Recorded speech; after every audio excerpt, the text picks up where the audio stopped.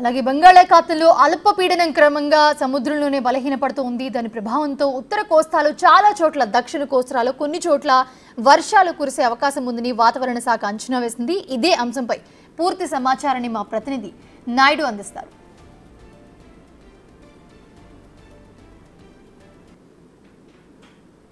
ఉన్న అల్పపీడనం ఇంకా అల్పపీడనంగానే కొనసాగుతుంది. దీని ప్రభావంతో విస్తారంగా వర్షాలు అయితే కురుస్తున్నాయి. అయితే ఈ ప్రభావం ఇంకా ఎన్ని రోజులు ఉండబోతుందో ప్రస్తుతం అంతా మాట్లాడింది విశాఖ వాతావరణ శాఖ అధికారి సుధాబలి మేడం గారు. మేడం చెప్పండి, ఇంకా ఎన్ని రోజుల పాటు ఈ వర్షాలు పడే అవకాశం ఉంది?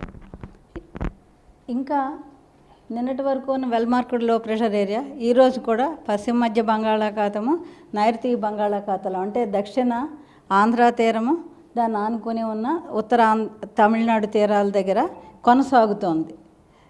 అది రానున్న 24 గంటల్లో కొంత బలహీనపడి అల్పపీడనంగా మారే అవకాశాలు ఉన్నాయి. అంటే ఇంకా ఈ వర్షాలు ఎన్ని రోజుల పాటు, అంటే 2 రోజుల? ఈరోజు కూడా ఈ వెల్ మార్క్డ్ లో ప్రెషర్ ఏరియా వలన కోస్తా వెంబడి ఫెయిర్లీ వైడ్ స్ప్రెడ్ అంటే చాలా చోట్ల వర్షాలు పడే అవకాశం ఉంది. ఉత్తర కోస్తాలో శ్రీకాకుళం, విజయనగరం, పార్వతీపురం మన్యం, దక్షిణ కోస్తాలో నెల్లూరు జిల్లాలో భారీ వర్షం పడే అవకాశం అయితే ఉంది. ఈ గాలులు అవి ఎంత? ఉత్తర కోస్తాకు వచ్చేసి 45 నుండి 55 కిలోమీటర్లు, గస్టింగ్ టు 65 కిలోమీటర్ల వేగంతో గాలులు ఉంటాయి. దక్షిణ కోస్తాకి 35 నుండి 45, గస్టింగ్ టు 55 కిలోమీటర్ల వేగంతో గాలులు వీచే అవకాశం ఉంది. అందువలన మత్స్యకారులను వేటకి వెళ్ళొద్దని హెచ్చరికలు కొనసాగుతున్నాయి. అంతేకాకుండా ఈ పోర్టులో, తీరం వెంబడి ఉన్న పోర్టులో 3వ నెంబర్ ప్రమాద హెచ్చరిక కొనసాగుతోంది. అంటే ఇప్పుడు గడిచిన 24 గంటలు ఎక్కడెక్కడ వర్షపాతం మరి?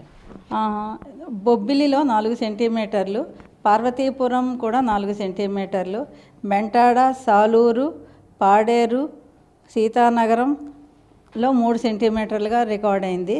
కురుపం, గజపతి నగరం, మెరకముడి డ్యామ్, తెర్ల, కొమరాడ, బాలాజీపేట, జీఎమ్మ వలస, చింతపల్లి, గరుగుబిల్లి మొదలగు చోట్ల 2 సెంటీమీటర్లుగా వర్షపాతం నమోదైంది. ఎప్పుడు బలహీనపడే అవకాశం ఉంది? ఇది అబ్జర్వేషన్లో ఉంది. రానున్న 24 గంటల్లో బలహీనపడే అల్పపీడనంగా మారే అవకాశం ఉంది. రైతులకి కూడా కొన్ని హెచ్చరికలు ఇవ్వడమైంది.